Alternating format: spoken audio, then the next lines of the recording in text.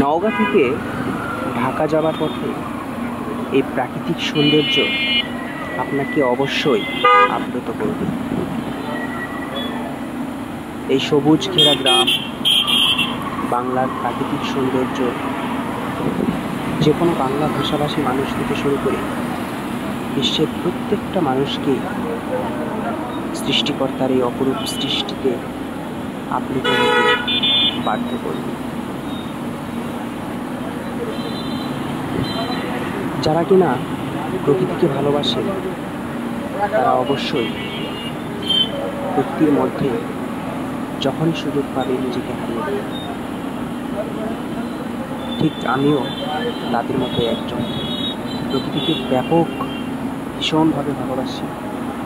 তাই প্রকৃতির মধ্যে নিজেকে বারবারই হারিয়ে ফেলতে মন চায়।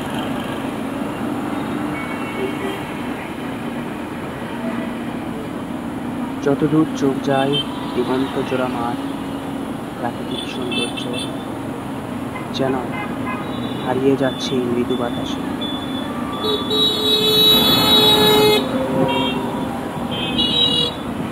যারা কিনা প্রকৃতিকে বেশি ভালোবাসে তারা অবশ্যই কমেন্টে জানাবেন। বাংলার প্রত্যেকটা গ্রাম, প্রত্যেকটা শহর, প্রত্যেকটা বিভাগে প্রকৃতিতে ঘেরা, প্রাকৃতিক সৌন্দর্য ঘেরা। তাই এই বাংলায় যারাই আসছেন তারাই এই বাংলার অপরূপ সৌন্দর্য দেখে, প্রাকৃতিক সৌন্দর্য দেখে বিমোহিত হয়েছেন, আপ্লুত হয়েছেন।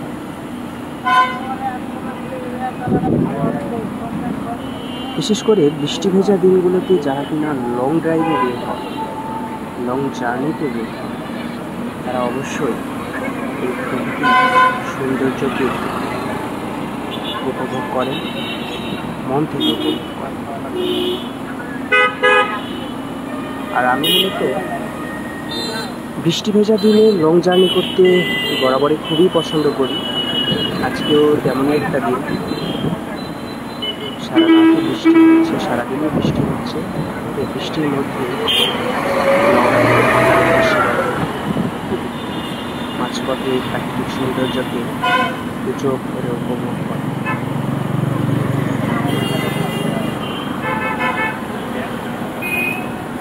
যারা আমার সাথে এই প্রকৃতির মধ্যে নিজেকে করেছে অবশ্যই কমেন্ট বক্সে আপনাদের দেখতে চাই।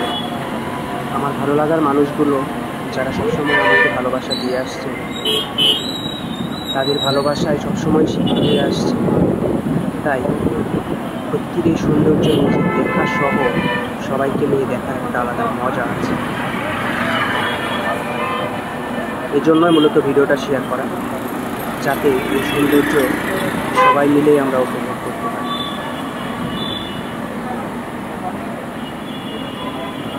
উত্তরবঙ্গের নওগাঁ জেলাটা আসলেই প্রকৃতি এক সুন্দর নিদর্শন হিসাবে ইতিমধ্যেই পরিচিতি লাভ করেছে। নওগাঁ জেলার নিয়ামতপুর, বিষমপুর বিহার, কুসুম্বা মসজিদ, বলিহার রাজবাড়ি,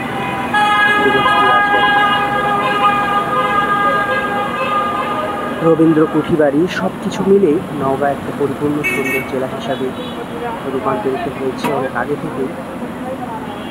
বর্তমানে প্রাকৃতিক সৌন্দর্যের দিক থেকেও, রাস্তাঘাট, মাঠ সব দিক থেকে যেন সাজানো গোছানো একটা শহর আমাদের এই নওগাঁ শহর। নওগাঁর পার্শ্ববর্তী নাটোর, বগুড়া সব জেলায় মোটামুটি একই ধাঁচে একই রকম সুন্দর। আর উত্তরবঙ্গের মানুষকে নিয়ে সবসময় একটা কথা প্রচলিত আছে, তারা নাকি অনেক সাদামাটা হয়,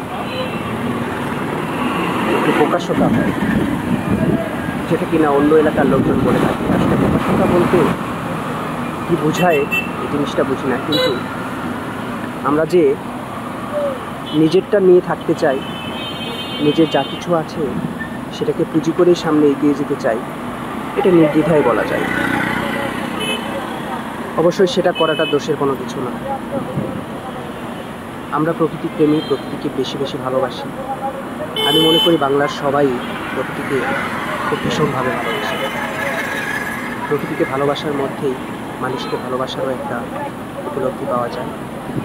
সেই ধারাবাহিক জায়গা থেকে ভালোবাসা জিনিসটাকে পুঁজি করে আমাদের সামনে এগিয়ে যেতে হবে, তাহলেই আমাদের জীবন আরও সুন্দর হবে।